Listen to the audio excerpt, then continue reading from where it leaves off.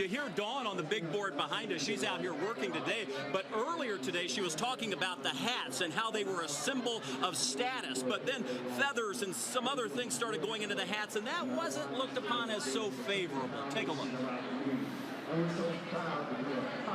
This is all hand sculpted. Jenny Pfannenstiel, world-renowned master milliner and author, knows and loves hats. Millinery is also all about engineering and how you're going to make it sit and not fall off and not hurt your heads. Pfannenstiel not only knows the art and creation of a good hat, she knows the history. The Kentucky Derby was modeled after European races in England and in France. The people that attended those races really dressed to the nines in their Sunday best, and it always included hats for both men and women. Also in attendance in the years before the Kentucky Derby was Colonel Meriwether Lewis Clark Jr., the founder of the Louisville Jockey Club and the builder of Churchill Downs, along with his wife Mary. And they wanted to bring that same look and feel here to Kentucky. The track, the horses, the excitement, and yes, the hats. Then it was thought that the bigger the hat, the bigger the luck. If you were tan,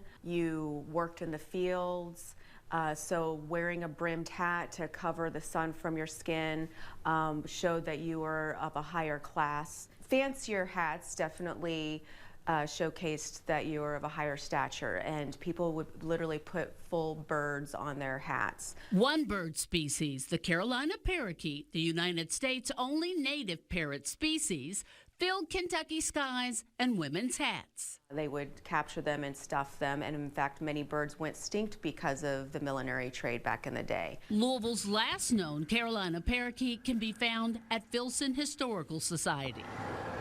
This little fellow is the last one that was ever seen in Kentucky. It was seen in the late 1870s and, of course, immediately shot to preserve it. Dr. Patrick Lewis, Director of Collections and Research at the Filson Historical Society, shares Kentucky was home to large flocks of brilliantly colored parrots often used for their feathers. Salt Licks and Bullitt County and Shepherdsville, Kentucky, drew thousands of the birds. So this was a highly sought-after little creature. And it is no more. Socialite Boston tea parties of well-to-do women turned into activist networks gathering to use their status in society to pass laws to protect species of birds all over the U.S. that were literally disappearing, unless on the top of women's hats.